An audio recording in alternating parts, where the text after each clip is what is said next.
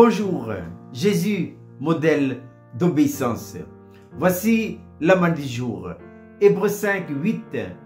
Ayant été exaucé à cause de sa piété, il a appris, bien qu'il fût fils, l'obéissance par les choses qu'il a souffertes.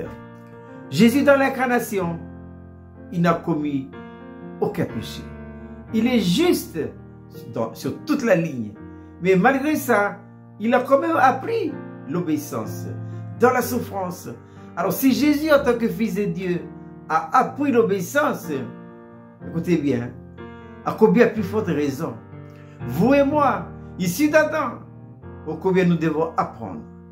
Nous devons apprendre parce qu'on ne sait pas.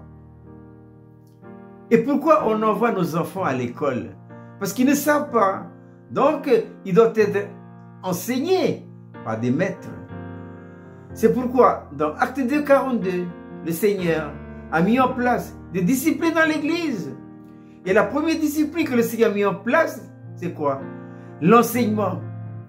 Et pourquoi Dieu a-t-il mis l'enseignement? Mais parce que nous, on est nés de nouveau, mais on ne sait pas.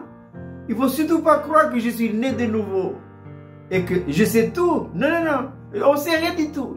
On doit tous aller à l'école. Même ceux qui enseignent, ayant les ministères, dans Éphésiens chapitre 4, ils continuent toujours à apprendre. Dans Éphésiens chapitre 4, l'apôtre Paul énumère les 4 types de dons. Apôtres, les prophètes, évangélistes, pasteurs et docteurs. Eh bien, ces ministères-là, continuellement dans leur vie, ils doivent toujours apprendre. Si bien que l'apôtre Paul, dans sa lettre aux Philippiens, dit: je ne pense pas l'avoir saisi, mais qu'est-ce que j'ai fait? Je continue à courir et à apprendre. Et nous devons apprendre jusqu'au dernier jour de notre vie. L'obéissance n'est pas en nous. Nous nous sommes marqués par la désobéissance, puisque David, le chantre de l'Éternel, l'homme selon le cœur de Dieu, dira ceci dans le psaume 51. Je suis né dans l'iniquité et ma mère m'a conçu dans le péché. Qui a introduit le péché de la désobéissance dans l'homme? C'est Lucifer. C'est pourquoi l'apôtre Paul dira dans sa lettre aux Romains chapitre 5, or, comme par la désobéissance d'un seul homme, Adam, le péché est rentré. Maintenant, comme par l'obéissance d'un autre homme, c'est qui? Le Seigneur Jésus-Christ. C'est lui qui a remis les choses, les pendules, à l'heure. Maintenant, comment Jésus a-t-il appris l'obéissance dans la souffrance? La réponse nous vient de l'apôtre Pierre, qui dit ceci dans 1 Pierre chapitre 1, verset 22. Ayant purifié notre âme par l'obéissance à la vérité, afin que nous manifestions un amour véritable et sincère. Ça, c'est la croix.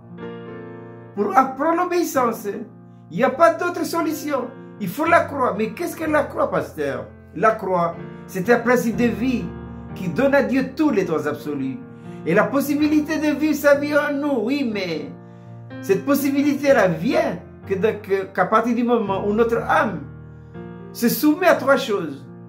Soumission, l'obéissance et la dépendance. C'est elle qui doit vivre la croix. C'est elle qui doit apprendre la soumission, l'obéissance et la dépendance. Et pourquoi? C'est elle qui a péché.